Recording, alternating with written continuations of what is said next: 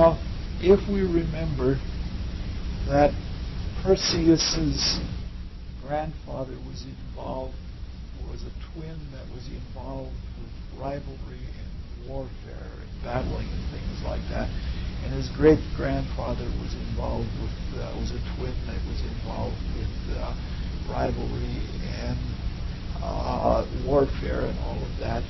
In that, we have the whole idea of polarity. That the twins, they are twins because they are connected on a common pole of existence.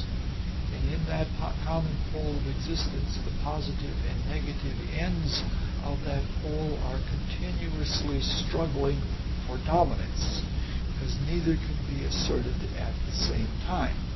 Like you can't be electropositive and electronegative at the same time, because that represents a state of neutrality in which nothing is accomplished. And all of these struggles and battles and warfare and such like that are not to be taken as negatives. They're to be taken as the modus operandi for the way creation and manifestation and experience are brought to human beings in history. That is to say that it is not equality that makes for creativity. It is inequality and difference and the assertions in the state of inequality that allow things or make things to be done.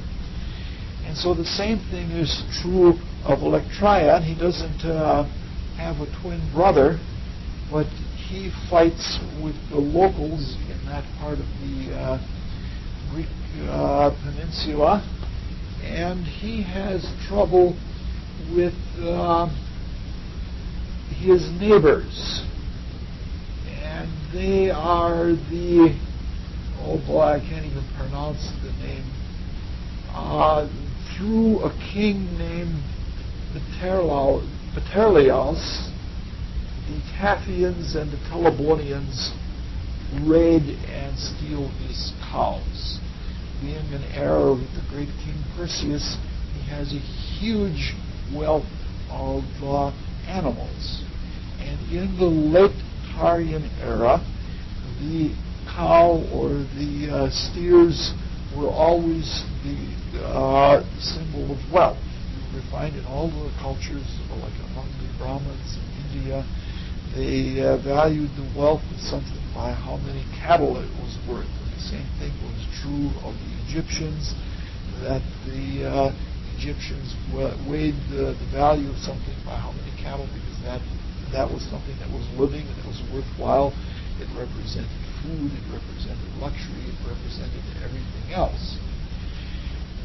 In fighting with the Telebonians and the Taphians, all 8 sons are killed. And Electryon is left in a really bad way, and he goes off to try and find them and battle it out with them.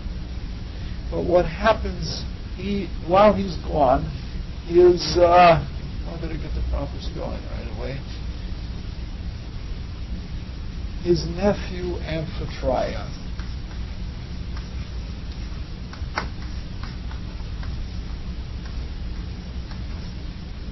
He leaves the kingdom in the hands of Amphitryon, and he says to him, "Rule well in my absence, and if you do so successfully, you can marry my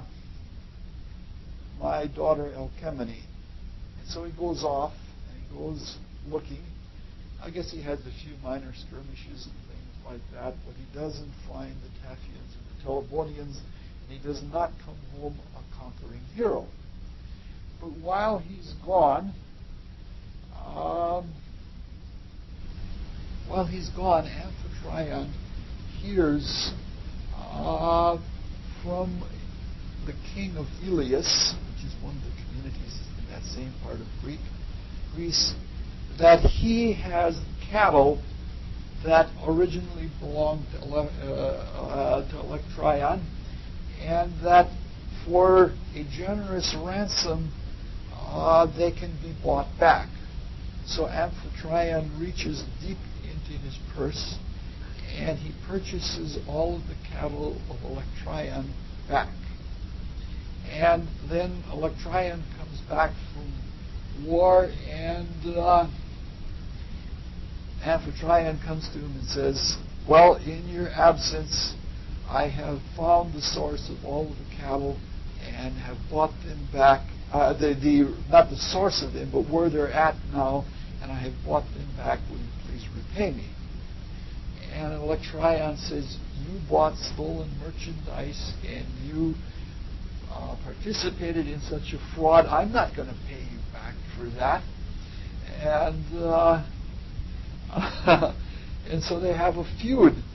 The whole notion of fencing existed then, and property rights existed then, that nobody was supposed to take what was known to be stolen property or to purchase it, and to certainly not pay a ransom for it. And so Electryon says, well, you've ruled well in my absence, so you can have Alcmene as your wife, but you're not going to get money from me. And Amphitryon is very angry, and so what he does is there's one of the cows has strayed away from the herd. So he bought the herd for Electryon to say, yes, these are my cows. I guess this is before they branded cows. And he's so angry that he takes his club and he flings it at the cow that is separated away from the herd, and it lodges in the cow's horns, and it comes spinning back, and it bounces back, and it kills Electryon. And even it's one of those things, the hidden thought is always there. No matter how hard you try to project it off onto something else like an animal, it does what you were thinking in the first place. He was obviously very angry that he was going to lose his money, and so he just threw his club in a fit of pique or rage or upset or something like that, and he killed the very person he was battling with. However, that person happened to be a king, which was a regicide, and a regicide meant that he could no longer live in the kingdom. And it also happened to be his father-in-law or his father-in-law-to-be, and so he was considered a defiled individual, and he had to go and clean himself up, and he was left to be an exile until such time that the gods declared him clean. He was simply left to be an exile. And so what happens is he goes to Thebes. And at Thebes, he finds great welcome with King Creon. Creon is the same one that took over the kingdom after Oedipus had blinded himself and himself took on exile.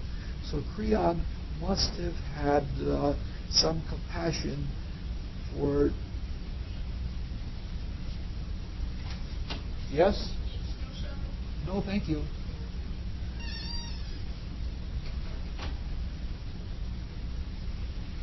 And so he must have felt some remorse, and so he offers to, because a king had powers in those days. A king was determined very often by a special tuft of hair on the back of the head. There were hereditary kingships, and kings in those days had spiritual powers. In fact, they had the ability to heal diseases and to do things of that nature. There's still, at least until the last century, there were ills that were called king's evils because only kings could heal them. It had something to do with a genetic predisposition in certain physical lines that goes all the way back to things that were taught during the days of Atlantis when the Mercurians and the people of Venus were here, and started the whole lines of divine kings, and a lot of those things stayed in the genetic makeup for quite a while. But at any rate, Creon purifies him and says, "You're now free. Like you're purified now. I as a king can do that." And on top of that, Creon actually gives his own daughter to Licymnius, I don't know how to pronounce it, as a wife. So it almost sounds like he's trying to buy himself into the kingdom. So maybe it wasn't only just a matter of purification or something like that. However, Alcmene she's a tougher nut to crack than that. She marries Amphitryon, but she refuses to sleep with him. And she says, "I will not sleep with you until my 8 brothers are revenged." And so Amphitryon goes back to his benefactor Creon, and he says to him, I have this vengeance I have to honor in the same way that I had to seek for purification. Now I have to, for the regicide or the parricide, I also have to now cleanse myself or revenge myself through my wife for the loss of her brothers. And so Creon helps him again, and he gives him an army of Thebans and helps him to get an army from the Athenians and the Phocians and the Argives and the Locrians. And with a massive army, he goes out to the island. The Telebonians and the Tathians were island peoples, and they go out to the islands and they want them. But part of the deal is this is really complicated. There are all kinds of little stories within stories. Part of the deal is that Creon is having trouble with this vixen, this fox that comes into the city and is always stealing things from the city. Now, I don't understand the meaning of this part of the myth, but what happens is part of the deal is that for helping him put together this massive army, what happens is he has to get rid of the vixen. And so he goes to Athens, and then there's a famed hound in Athens, which is called Lelaps. And I don't know anything about it, but it was the famous hound of the ancient Greece. I don't know, it was the hound of heaven or what. And he gets the hound, and he hunts down the vixen and kills it, and so he's sort of made part of the bargain with Creon. It's all very, very complicated. See, we're not talking about any of these people. We're trying to get to the person that we're going to be talking about for the next few weeks. It's a really strange topic. Now we're going to be meeting every week now, but we're going to probably have shorter talks. They're probably going to be maybe only as short as an hour in length, and they're not going to be really long talks, because if I meet every week, I can't put together as much information as I'd like to put together, and I think it's probably better that we go at a slower pace anyway. So at any rate, Creon is partly paid off, and he has now vanquished or avenged the death of the 8 grandchildren of Perseus, and he feels that he's in good shape. When he conquers the islands, he has an uncle named Helios, and he gives the government of the islands over to Helios. And so we've got sort of the prelude of the story ready. Now, what happens is, while the cat's away, the mice will play.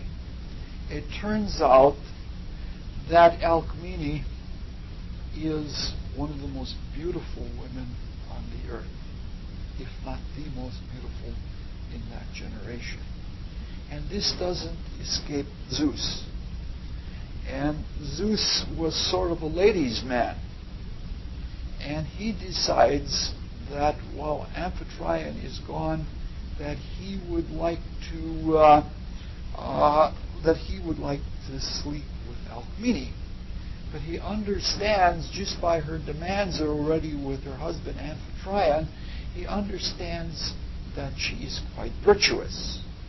So she's not going to, even though he's a god, she's not going to give in to him. On the other hand, what Zeus has in mind, with her coming out of the family of Perseus, until then the most famous hero of all of Greece, what Zeus has in mind, he doesn't want to rape her either. So what he does is he makes himself appear as though he were Amphitryon. And And what he does is he goes to the other Helios, the one who drives the chariot of the sun, and he tells him, for 3 days I want you to stay home and not come out. I want a night that lasts 3 days long. And Helios grumbles and says, geez, it was so much better in the good old days when night was night and day was day, and when Kronos ruled, there wasn't all of this, what would you call it, womanizing. And he grumbles about it because Zeus was almighty, and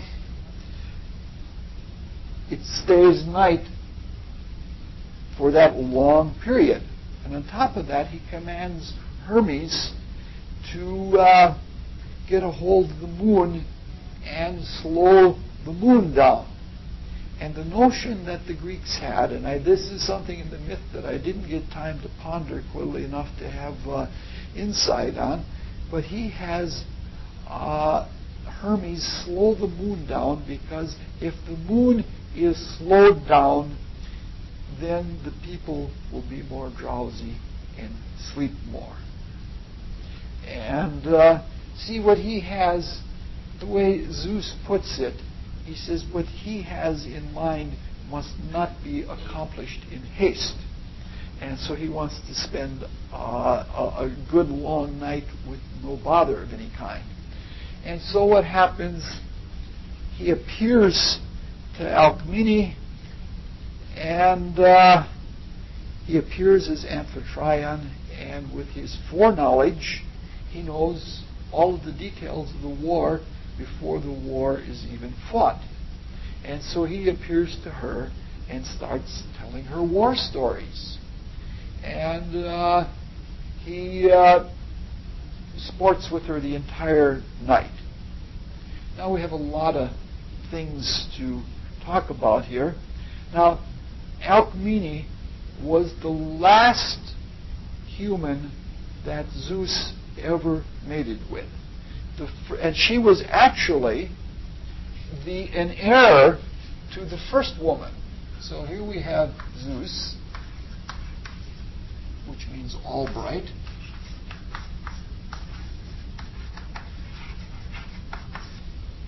And the first woman he ever, human that he ever mated with, was Niobe. You're familiar with the story of Niobe. She was a beautiful, beautiful woman, and Zeus mated with her a number of times, and they had a number of children. They were the famous Niobes. Only Niobe became, I don't know if Niobe or Niobe, she became so vain about the beauty of her children that she said that they were as beautiful as Apollo and Artemis. And Apollo took great vengeance at this, and he thought that anybody would think his children were that beautiful. So what he does is he goes out and with his solar chariot, he's famous for his archery. Both Artemis and Apollo were famous for their archery, and he, with his bow and arrow, kills all of the children, all of the Niobes he kills. And this is part of a famous poem that Moore, the British poet, wrote about. It's quoted frequently in the history of poetry because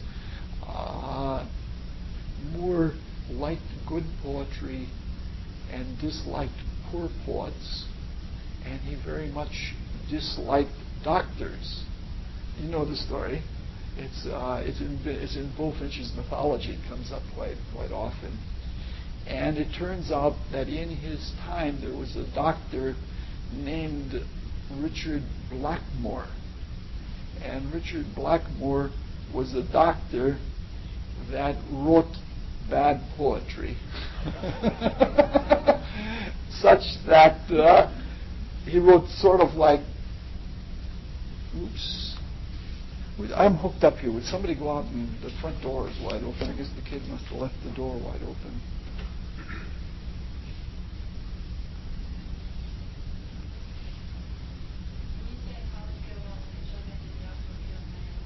No. She lived to, the gods always do things in a grand style. She lived to grieve her her bad discretion.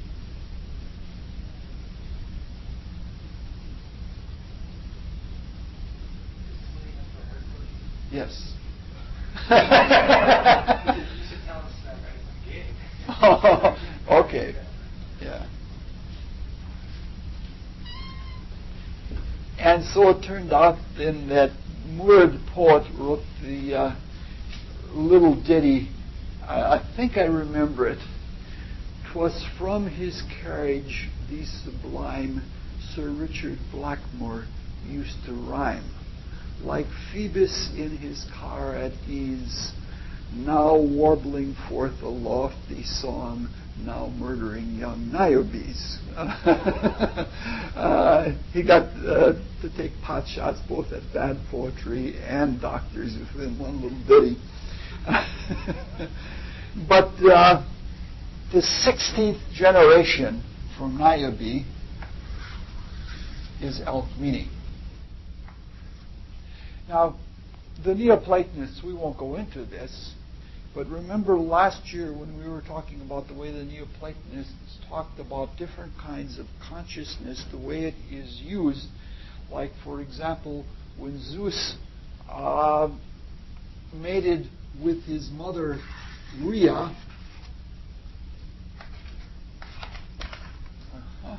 Part of the back platform, it doesn't work.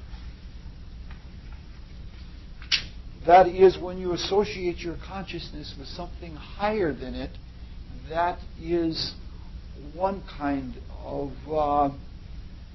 that's one kind of creative activity. I don't remember all of the terms for these.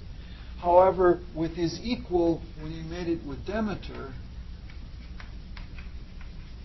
it is another kind of creativity. There's a different kind of thing that is effected in the cosmos when the spiritual force that is represented by Zeus interacts with an equal.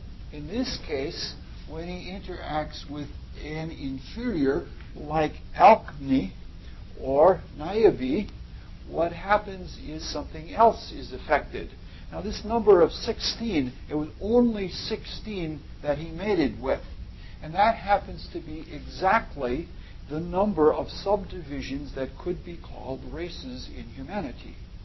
Such that the first one was in Lemuria, 7 in Atlantis, 7 in Ariana, and 1 in, let's call it Galilea. This is relating to Zeus as what the Gnostics would call the demiurgos, or what we would refer to as the Holy Ghost in Christian mysticism, is drawing from the cosmic archetype. And these so-called races are forms, and they are types through which different kinds of differential experience are obtained. And so the mating of Zeus with the 16 generations represents to the mystic that there are 16 states or 16 specific somatic types of experiences that are expected that a human being is going to live through to come through a complete experience of the material world, the external world, and to the complete experience as a human being.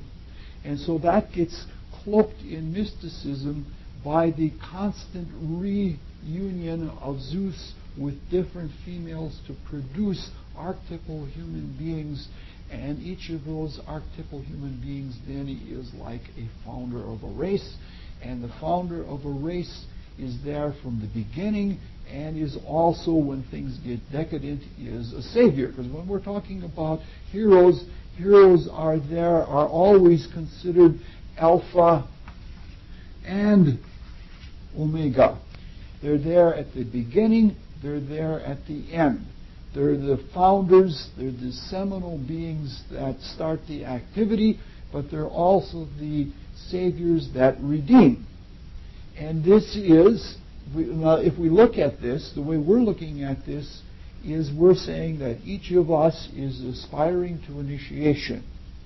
Each of us is aspiring to be a hero or heroine in ourselves, and that we're aspiring to complete the whole work of creation, and in so do it, save not only ourselves. This is not a personal salvation, but it is, since we are microcosms of the entire cosmos, that when we go through the entire enlightenment experience and create the cosmos, we create our own version of it, which is completing part of the big picture. It's part of our divine duty. So in effect, each one of us are redeemers and are saviors of the entire cosmos. And so it seems what seems like a bunch of philandering and lascivious or salacious sporting on the part of Zeus actually is pointing to something that is quite meaningful. So the whole idea, it's portrayed in different traditions in different ways.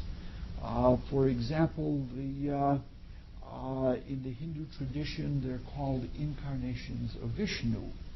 In the Buddhist tradition, they're called Buddhas. In another tradition, they're called Manu. That's the one that's also from the Sanskrit, but the savior, Manu. If you take, for example, the book of Exodus in the Bible, and every place where you see Egypt, take it out and put in Atlantis, and every place where you see Moses,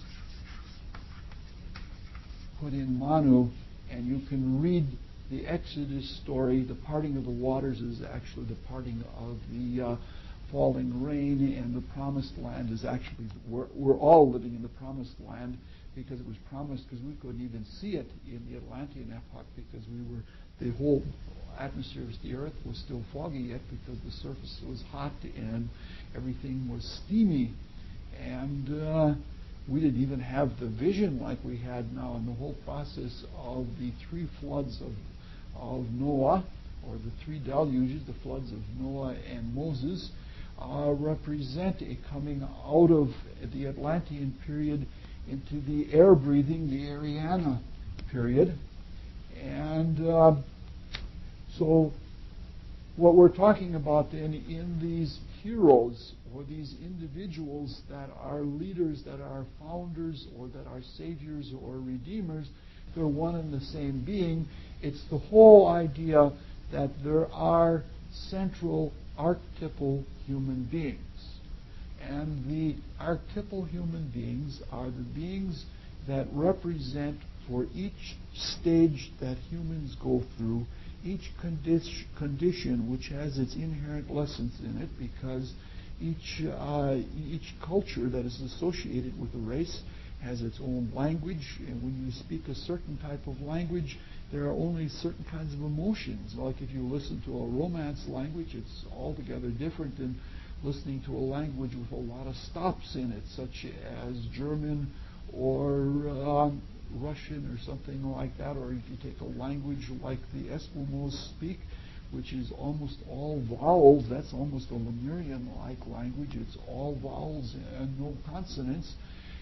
What you experience in your consciousness when you learn that kind of language, or like take a person who eats nothing but fruits versus a person who eats basically rice or grain versus somebody who eats Hassenpfeffer, it's a different kind of experience. Or the fact that some people wore nothing but sheets wrapped around them, others wore robes, and still others wore mail. And this has got to be a totally different kind of experience. So each of these special beings, each of the 16 beings represents the archetypal hero, somebody that people will look up to and somebody that people will admire. And in their admiration, they will emulate that because they somehow see that this person represents the ideal of the kind of experience that they're living through. In the center, somewhere here in the center of Ariana, is the archetypal human being of all archetypal human beings who becomes the leader for all humanity, and that is the person who most represents the human condition in the humble acceptance of the earthly state, and in that humble acceptance is able to unite with the center of the archetype of the whole cosmos.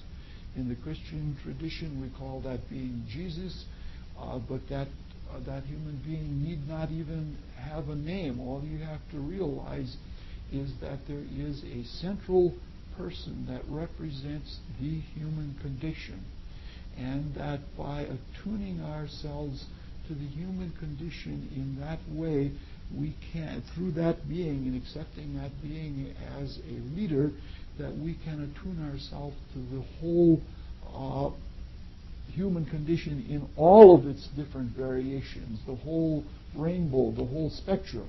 And so we're trying to get to the whole thing. Now we also have something else. There are a number of things that take place in this. If we understand that Helios is required to stay at home for 3 days, that means 3 days of darkness.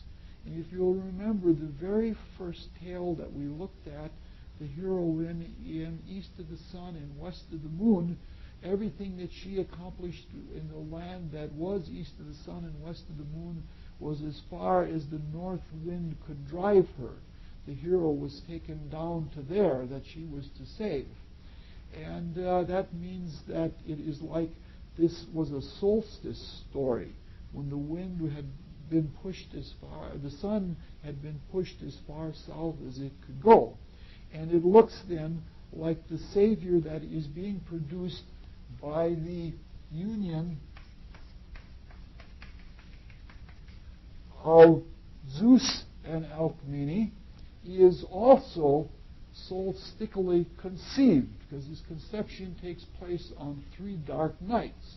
And the 3 dark nights of solstice are the longest nights of the year. See, because normally when you read a story like this, the information that's in the story is very tricky, the way that it's hidden. Very, very tricky, and you have to dig to get it out.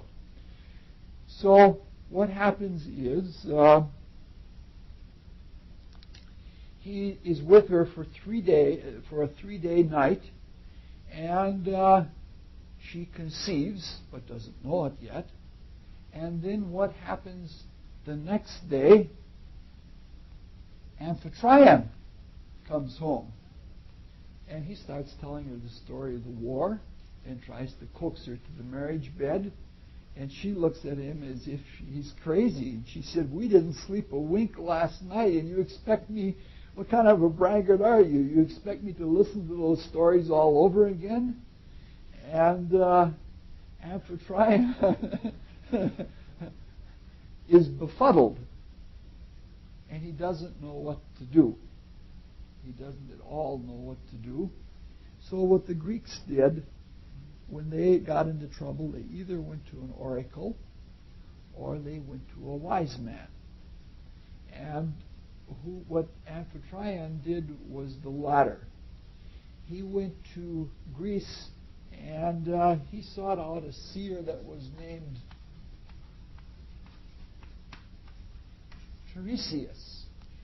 Now, Tiresias was a most interesting man.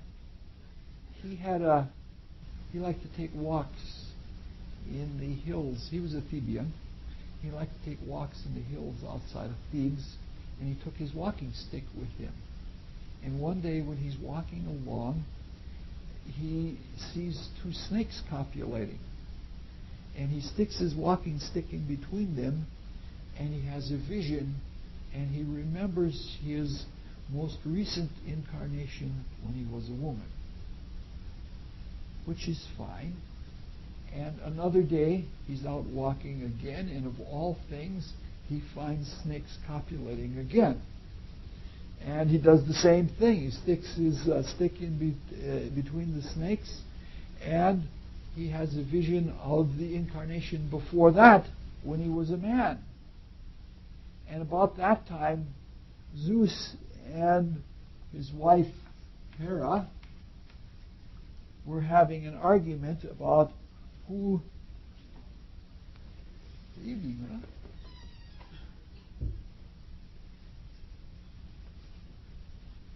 You missed all the good stuff already. We just have all the dregs. We're having a short class tonight. And what happened is Zeus and Hera were battling about who enjoys sex more. And they said, now we finally can settle this issue.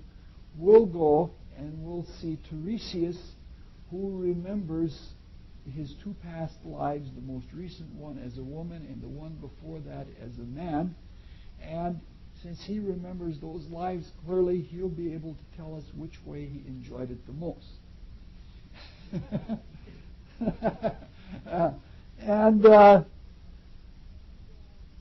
Tiresias, you understand what this means. The stick, when he finds the serpents out, when he finds the serpents copulating when he's out for a walk, and he sticks his stick in between them, those are obviously, that's shorthand for saying that this is the caduceus of Mercury, where there's the white snake and the black snake wrapped around the stick, and this is the whole symbol of the whole evolution. And wherever these snakes meet is a juncture point, is like one of these spots where a new race is born, or when Zeus unites with a mortal again. That's a special point, and that represents an initiatory type of step. And so what happens is that each of the occasions when he's out walking and puts his stick between the copulating serpents represents an initiatory state. Now, the initiate is never supposed to lie. For the sake of not harming people, he can not tell something. He can remain silent, but he can never lie. But Tiresias, though he was an initiate, didn't realize what kind of a position he was putting himself in. He just should have said, I don't want to judge that. But here the gods are before him, and they ask him, and he's honest. And he said, as I recall it, he agrees with modern sexology, the woman appreciates it more than the man does. And Zeus got so angry with him that he struck him blind. And Hera, on the other hand, because she couldn't undo what Zeus had done, there's sort of an honor among gods that they won't undo what the other one does, but what they can do is they can give a boon instead. And the boon that she gave him was seership, especially the seership where he could, with his inner vision, he could hear the birds fly, which means he could read thoughts. And this is how he came to know truth. So Amphitryon is befuddled. He doesn't, know why his wife told him that they had been sleeping together all night when he was still at war. And he asks Tiresias, "What's going on here?" And Tiresias tells him the truth, that while you were gone, Zeus appeared looking like you and slept with your wife, and he's trying to conceive a great hero, the greatest hero of all. And that is what has happened. Now, Amphitryon was a little upset about this, but he wasn't a dummy, and so what he thought is, I better not ever sleep with my wife again. And so he never did. So she had one union in her entire life with the divinity, and that was it. Do you see what this is? This is the way the Greeks tell the story. Now, this is another backdoor thing. In the same way as Helios holding the sun for 3 days in the shed, or leaving the team in the shed and not bringing the sun across the heavens, indicates that this is a solstice conception. But the fact that the husband never sleeps with his wife and the only one who does is a god is a tricky way of saying the same thing that happens with all of the other great heroes and saviors that are born, is that they're born of a virgin. Clearly she was a virgin, and she could say, just as Mary said, "I know no man," because it was a god that she had united with. Now this comes up with a theme of another type. I guess we'll carry it out a little further later on.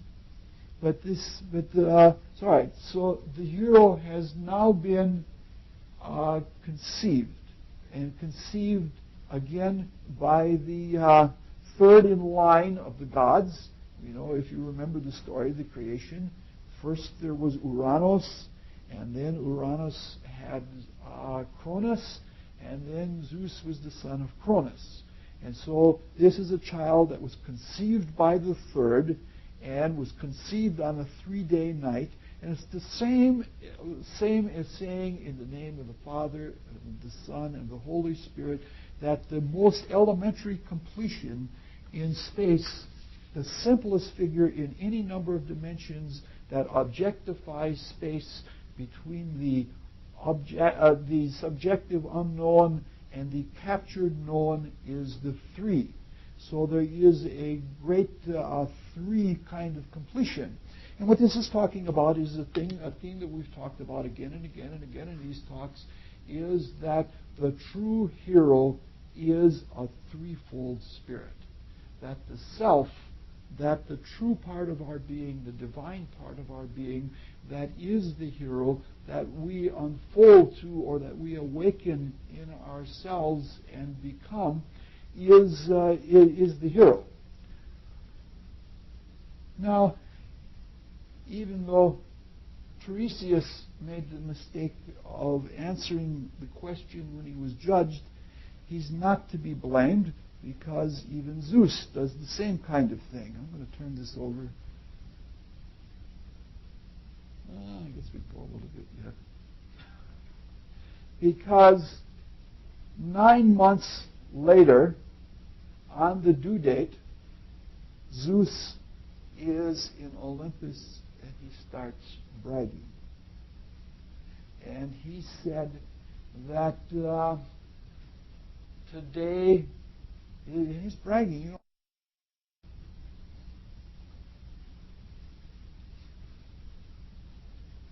Zeus starts bragging, and when he does so, everything that he does is a pronouncement. If you have that much power, your words become self-fulfilling prophecies. They indeed become facts. And he said, today in the house of Perseus is going to be born a new king.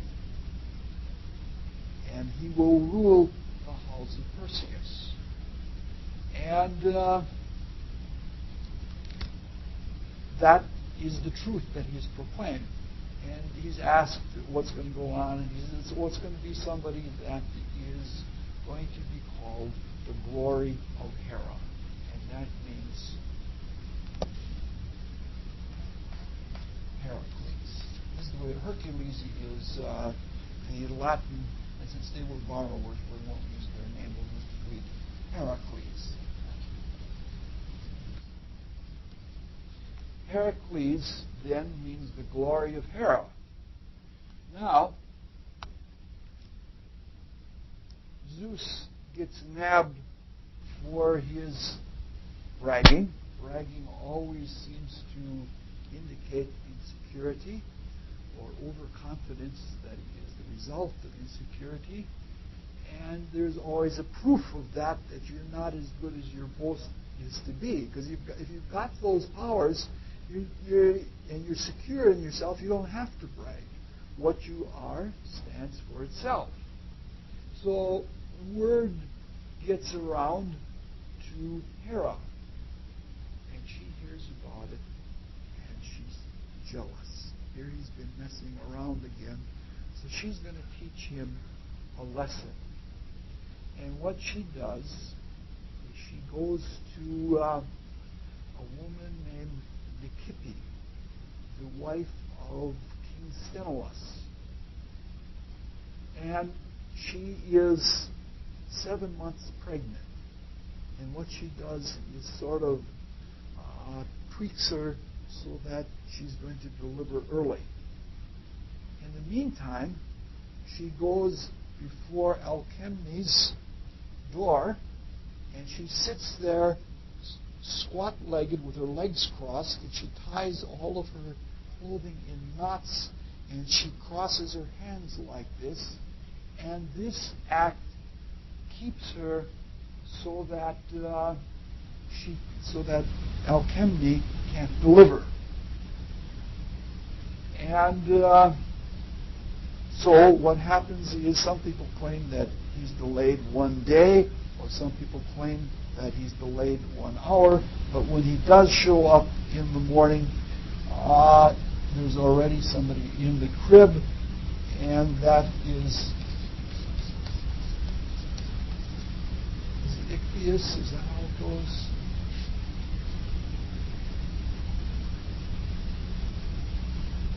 Oh, not Ictius, Iphicles. Yes, Iphicles and Heracles. All right.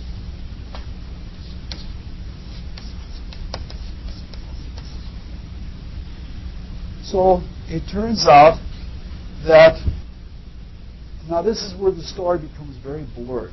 And that's very important in mythology, because the things in mythology are so, the really big things are so big that there's always confusion about them. There are confusions about births, and there are confusions about deaths. Like who was Shakespeare, or how did John Kennedy die? Or all of those things they become very mythical issues. And obviously the birth of a hero is something that has many, there are many factors that lead up to this, because the hero represents, like if that happens to be a hero that represents one of the forms of experience that is the central representative, that culture has all sorts of things. It has a language, and it has a food, and it has ways of clothing, and ways of traveling, and ways of building houses and things like that. Like most of the Aryan nations use the triangle on top of the square to build their houses, whereas other people use different geometric forms. Other people use like teepees or something like that. And there are a whole bunch of things. Now, the whole story then about the birth of Heracles and Iphicles becomes obscured between all kinds of different variations. At first, his name, the name of Heracles, is Alkes or Polyma. Now that's the birth name. And in this, and then later on, after he has done his 12 labors, we'll come to that in a little bit tonight, and in several weeks from tonight, we'll spend a lot of time on it. So he's given one name at birth. And then after he has accomplished his 12 labors and becomes divine, and becomes a god, then he has the name Heracles.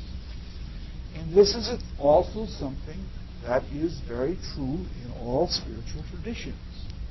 Because when we are here in the material world, and when we have fallen in the material world in such a way that we have lost direct connection with our divine estate, we have developed a different kind of consciousness. We've developed a brain-mind consciousness where we look at all of the illusory viewpoints that crop up in the material world. If you look at somebody straight on, you get a different image than if you look from that side or from the top down. And so that kind of consciousness has entered us, and we have a very fragmented kind of consciousness, and that is in our language. Our words, when we understand something that is universal and spiritual, our material world words don't answer to it. And the same is true of the names we give. We give names that have a material name. But when a person comes into the true spiritual nature, then their name resonates from them as part of their character.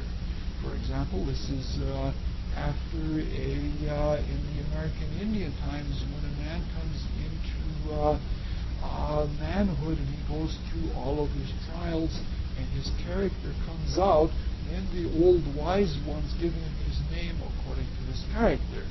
Now that's a tradition, but there's something that carries even further. Like if we look at the book that is most of the book of initiation in the Bible, if we look in the book of Revelation, in the book of Revelation it says, "He that overcometh, I will give a new name." And that is to say, that is, our name is the same or a variation, a very close variation of the name of God. And so it's the same with Heracles, and it's the same with us, that as we come into our true being, we come to know our true being, which is the name of God, which is a variation of the word that has produced the entire creation, especially the entire creation as we have participated in it. So when we discover our new name, we gain the lost word, and we become a spiritual power. So the story of Heracles is the same kind of story.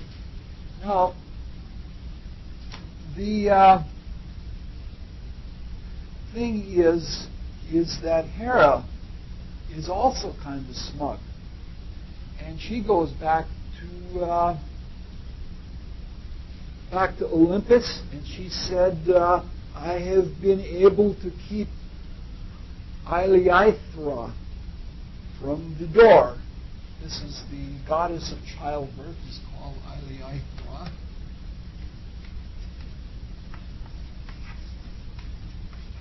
The goddess of childbirth, she kept her from the door, and in her bragging, she got herself into trouble. Her favorite and oldest daughter by Zeus, who is called It, she was an accomplice in all of this, because while Hera was delaying the birth of Heracles, at first called Palamon, while Hera is doing that, It is distracting him so that he doesn't know what's going on. And he gets so angry that he grabs her by the hair and he throws her down to earth. And when he throws her down to earth, she's banished there for life, and she can never more go back to Olympus. Obviously, this is talking, this is the firstborn of Zeus and Hera, which represents, since these are equals, this is not like Zeus this is Zeus mating with his counterpart, not with his mother, which would be a higher state of consciousness, or Niobe, or Alchemy, which would be a lower state of consciousness, but the essential nature, the firstborn daughter, which would represent the essential feminine receptive nature, is brought down to earth in the same act that Heracles is born by.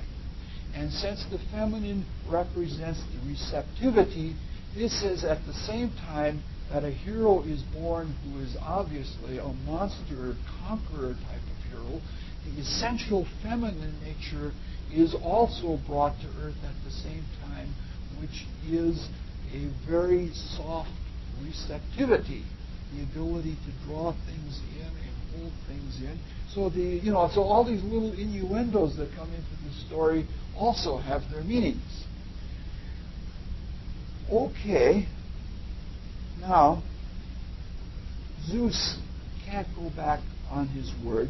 He said that there will be a king that is born to the house of Perseus on this day. And since it appears, and there was always the principle that the firstborn was to be the king. And because he was tricked by Heracles, Heracles has to be the king.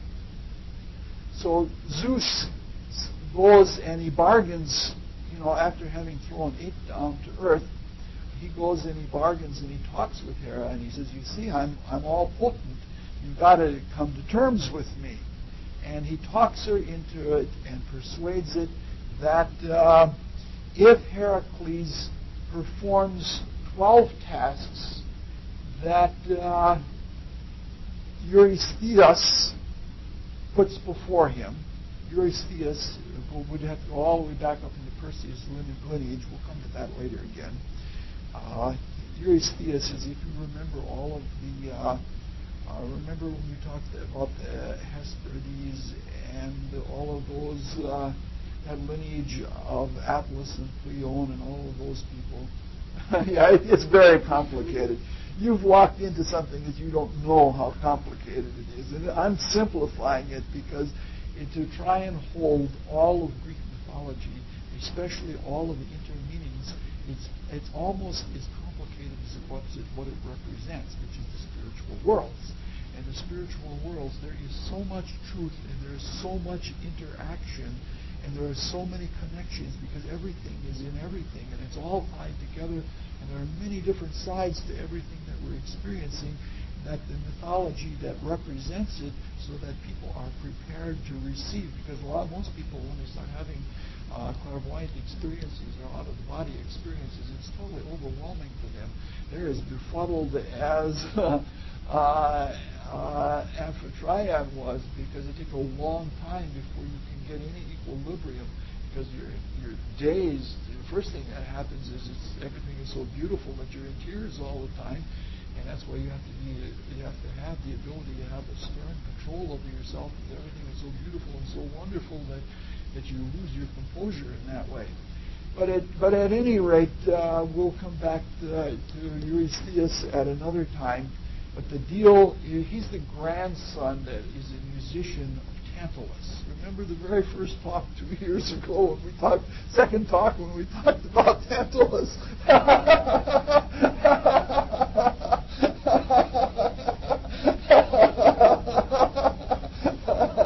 Oh, boy. So, after Heracles does these 12 feats, and they're all acts of service, then he will be called Heracles, the glory of Hera. And then he will become a god in full right. Now we have something really interesting to look at here, because for several weeks now, and even a little bit tonight, we've been looking at twins, rival twins that fight. And we've been talking about, on the one hand, we've been talking about horizontal twins, twins that are of equal value, just that one represents the positive pole and one represents negative pole, and that in their struggles and interactions with each other is how change comes about in the cosmos. But now let's look at twins in a different light, because one of these twins is truly spiritual. Heracles is truly spiritual, where Iphicles is truly mortal and earthly. So in this case, we have a vertical pole, where we have a positive and a negative pole, and there's an equal structure. Now, the firstborn is always to rule the earth. And the firstborn represents something that's at the ground floor. Something that is, like when something is first presented, it may not be the most perfect. It may have to go through many additions to come to a state of perfection. But when it's first presented, it represents the essential condition. Just like the very first breath that we take is how the cosmic forces are stamped onto our body, and that's what makes our horoscope work. We're born at a time when we can take the first breath so that we can be in full harmony with the cosmos. And so that's where the whole idea of the firstborn being the ruler comes in, because it represents something that is very primal, something very fundamental, something that is right from the beginning. But the firstborn, as we have seen in every fairy tale and every hero story that we've looked at, the firstborn, unless it was the only born, was not the one who became the spiritual hero or heroine. It was always the lastborn, because the lastborn is the final edition, and it represents the most fresh flow of the newest quality of the Spirit. So like where the firstborn is more like a founder, a savior who saves and redeems everything that has come from before by being the complete perfection of it, and that is capable of carrying it into a new realm, into a spiritual realm, is the lastborn. So in this case, the firstborn is Iphicles,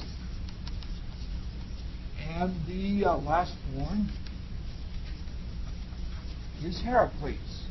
And so we have the ruler of the earth was always called, it comes from Irish mythology and Irish government, because they had their early government was based on mythology. The ruler that ruled the material half of the year was always called the Tanis. So you had two kings. You had, for the material half of the year, usually which was from the beginning of Aries to the end of Virgo, that was ruled by the Tanist, whereas the spiritual king ruled the spiritual half of the year, the winter half of the year. Now this is a very interesting notion, because I like the whole idea a lot, because it's a way of dealing with the division of church and state, of dealing with spirit and matter, where you have a spiritual being in charge of spiritual things and a material being in charge of material things. But the way we want to look at this really is that when we're looking at Heracles, that is our model. Heracles is the hero. That is who we are trying to become like. And in ourselves, the vertical is the spiritual. And what is being said here in all of these myths, you look at any hero, the Father is always invisible. This is true from the mythology of Christianity. No one has ever seen the Father. Christ says, I am, in the three members of the Spirit, the Father, the Son, and the Holy Ghost. The deepest part of the Godhead is always invisible. It represents the invisible power. But that invisible power becomes manifest as light in the second member. And then that gets broken up into color in the third member, such that there are all sorts of different flavors, and you have the seven rays, and you have rainbows of people and such like that. But in all spiritual heroes that are born, there's always an invisible father. And the invisible father is usually divine. There is some confusion with the material father, and so that there is usually a twin, and that twin is a tanist for the material part. Now, if we look at ourselves, it's just like Paul says in the Bible. There's one man, one law in me that is a law of matter, and it does what it wants, and then there's another law in me that is divine. And if we look at our true character is indeed a dichotomy. We have a lower personal self, which is kind of scheming and looks to the values of the earth, and it rules the things of the earth.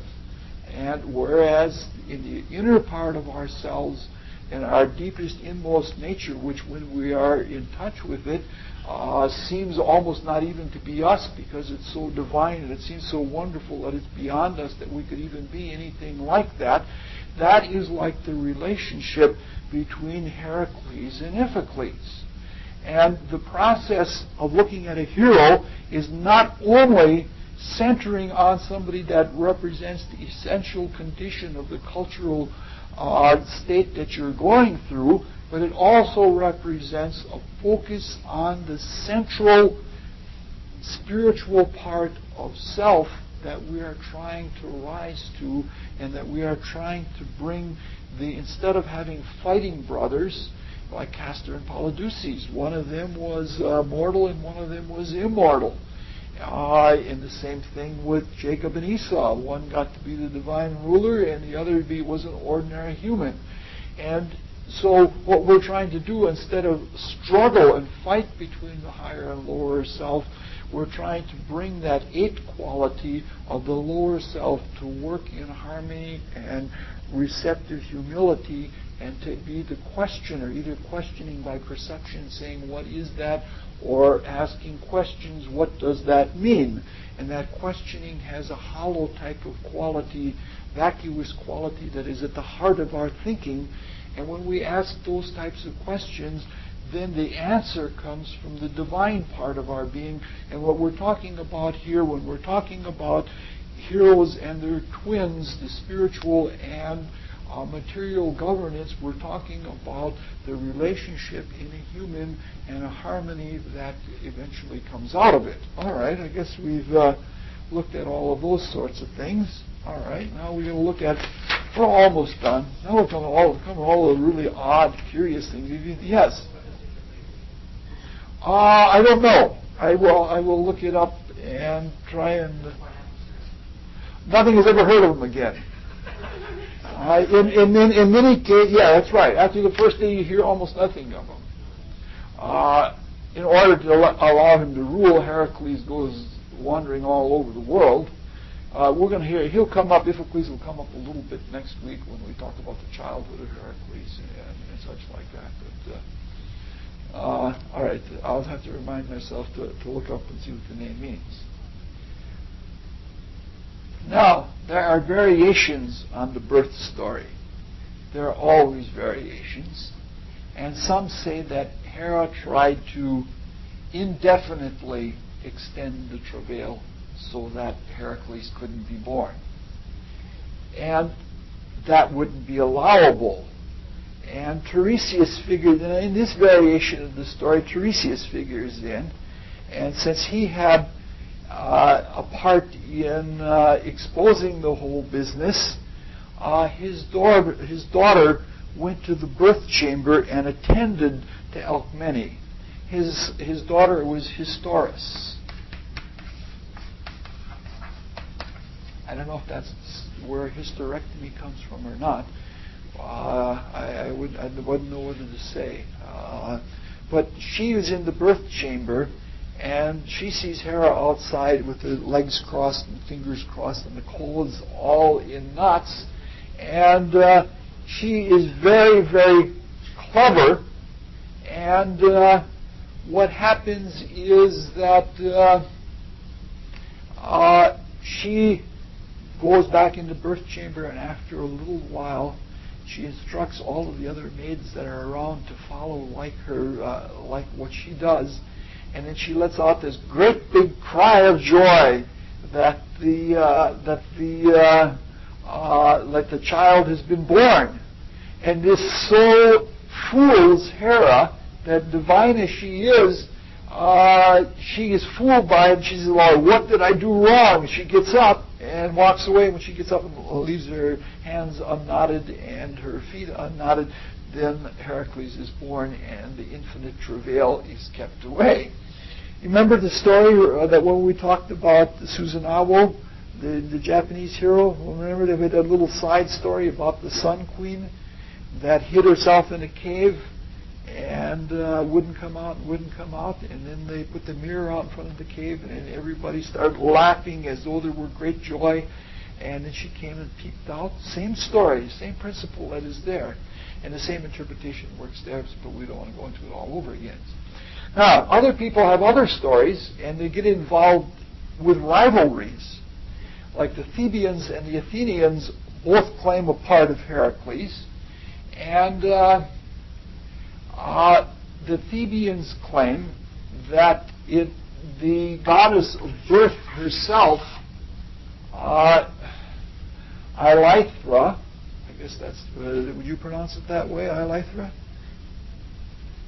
All right, Eilithra did the hindering, and she's the one that crossed her hands and legs and folded her knuckles together and kept Alcmene from delivering. But there was a young woman called Galanthus, or sometimes Galen for short, that she did something similar. She came out and she announced the birth of the child. She came out of the chamber, and then Eilithra was the one that was fooled, and the child was allowed to be born.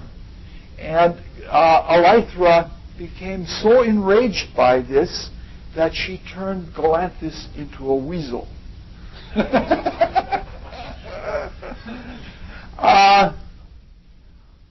And that's significant. We'll come to that in just a second.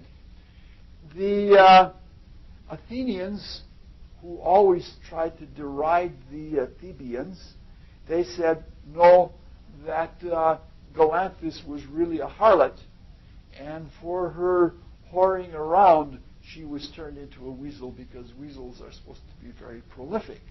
And that when she was turned into a weasel, she just happened to be running by Eilithra and frightened her, and she jumped up, and that's what caused the birth. Now, when somebody, the lore, the biological lore of the Greeks was that weasels were viviparous, which means, I think that's how the word is spelled. You know, that means that you give birth to your children out of your mouth.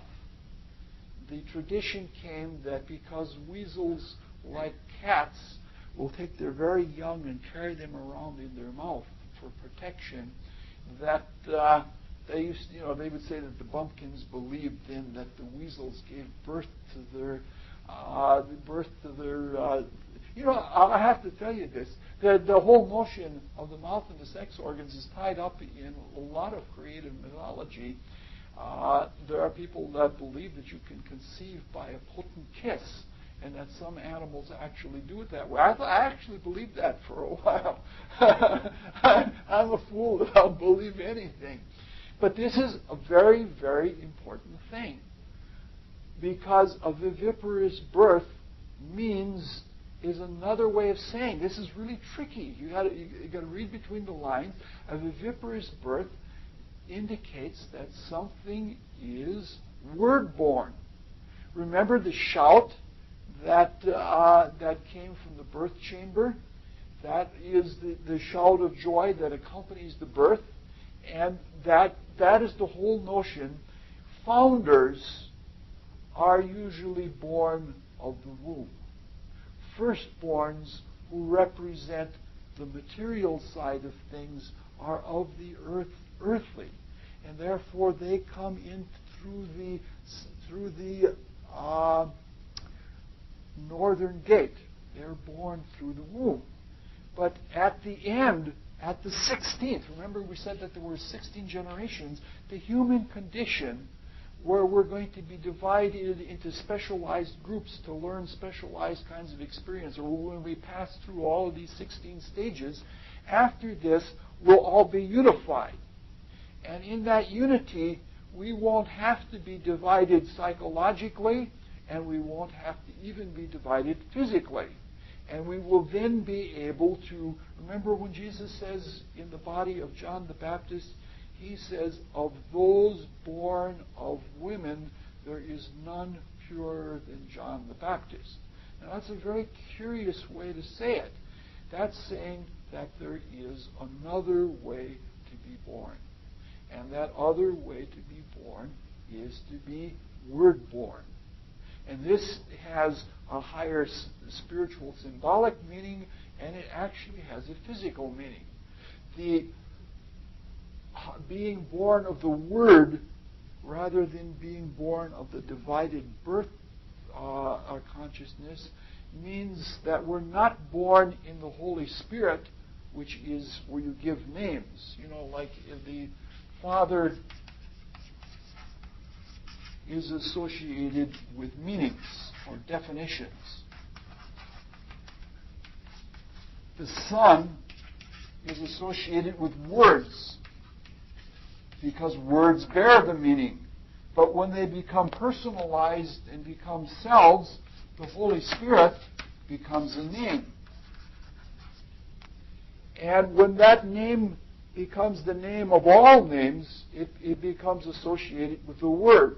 And to be born in the Word means not to receive the baptism of the Holy Spirit, but the higher baptism, the baptism of the Christ consciousness, to be Word-born. That's on one level of what it means.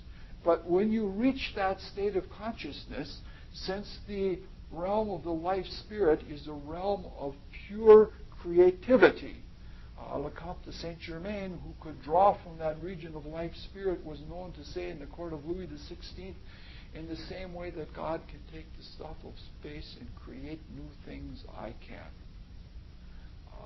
Which some people thought was a tremendously braggadocious statement, but for him it was just a simple statement of fact. And it turns out that in a state of evolution, that when you've passed through all of the separative conditions and you've seen it from all of these points of view and you assimilate that into the unity of your consciousness, you approach the state where you have a creative unity in yourself, which is like it was before the times of Adam and Eve, before we were split into sexes. Because remember, Adam and Eve created the animals, or they created the forms of the animals by naming them. And by throwing off the animal forms to become human-like, they did this they emanated them from them as words or as names, and those names actually produced the animal forms that are the different species and families of animals that we have in the world right now.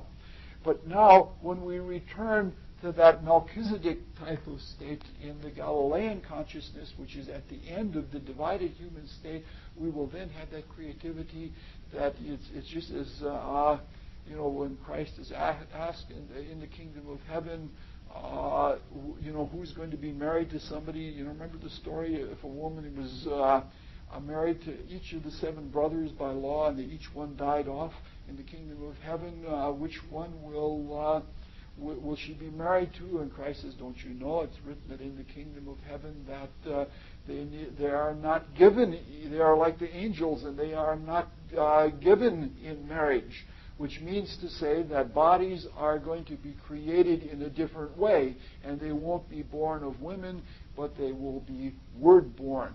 And so what they're talking to when Heracles represents the birth of the 16th generation of Zeus mating with humans, Heracles is pointing to that future state as a central hero when we will all be viviparous and we will all be word-born. So in all of this weasel talk and stuff like that, the most crazy stuff, there are hints to all kinds of strange things. At any rate, Heracles got born, and he has an unusual birthday because the Greeks celebrated his birthday on the 4th day of every month. This has to do with the fact that he was actually a 12-month baby, because this is another thing where there are variations. Some of the ancients claim that he was born when the sun entered the 10th sign, Capricorn. And all saviors are born at the winter solstice. And if he was conceived at the winter solstice and he was born at the winter solstice, we're talking about a spiritual birth. That means he is a full cycle person. And his whole life is that. His first birth, which is the physical birth to Alcmene, was a 12-month birth. But when he completes the 12 labors and becomes a god, that is his second birth, and that is also a 12-month labor, because there are the 12 things that he has to accomplish. So you can see that what we're saying here, when you're talking about a 12-month baby versus a 9-month baby or a 7-month baby, when you're talking about that, you're talking about something that has all 12 points of view from all of the signs of the zodiac. And it's a full cycle kind of consciousness, and it isn't limited to just one point of view, which is why we're supposed to have 12 people on a jury, because there's supposed to be one from each sign of the zodiac, and you'll have all 12 points of view. Others claim that when he was born, that the Great Bear at midnight was straight north, but proceeding west over the constellation of Orion, which would mean that Heracles was born in the beginning of Aries, which would throw light onto, there's a tradition that says, and Zeus shined light on his cradle, meaning to say that this is the first time that the days are longer than the nights, which would also tend to say then that Heracles became both eventually the ruler of heaven and earth, because he had lived an earthly existence and had conquered, because cycles of time begin when the sun is in Capricorn. That is the beginning of the spiritual year, and the beginning of the material year is in Aries, when at that time in history the Great Bear was in the north over the constellation of Orion. It's now, because of the precession of the equinox, it's a little different than that. So we can see by all of this that he was a 12-month child, and this, from this we can also determine a number of other things. That other heroes have had the same thing. Like for example, the installation of the Grand Master in Masonry, the one who represents Hiram, he's always killed with a hammer. He's always killed with a hammer at winter solstice, and then a new Hiram takes over. But the new Hiram doesn't pound the hammer. This is the hammer. It's a claw hammer. The hammer isn't pounded until the first day of spring. In fact, even the death of the Hiram doesn't begin to happen until here, when he meets three Jubilee, Jubilah, and Jubilo, the three bandits that eventually hit him over the head with the hammer. And those Jubilee, Jubilah, and Jubilo are the three Zubin stars, if you're familiar. They're mispronunciations of the Zubin stars in the constellation of Libra. And so that the hammer that he gets hit in the head with happens at winter solstice, and the new Hiram or Heracles calls order into the world in the first of... You see what I'm trying to say? That this is all a solar myth. And we've been looking at sidereal myths all along, and we're going to look at this as being a special hero myth, because we're going to look at all of them that way. But because the sun is a star, And for us, the sun is the most important star. It is the centralmost of the stars to us. It is the source, and it is the destination, and it is the goal, and it is the purpose of all of our existence. We might say that the sun represents the outer garment of the divine. And we know from astrology that the sun represents self, and self is the hero that we're pointing to. And so when we're looking at the myth of Heracles, and probably for all the rest of the semester, the 3 myths that we're going to look at, we're going to be looking at attaining to selfhood in the spirit, and we're going to be looking at that, at the sun being the star's star because it outshines all of the rest. And we know that in our inner consciousness we have all of these many different eyes. Sometimes we feel like, oh, I'm a coward. Other times we feel, oh, like I'm a great lover.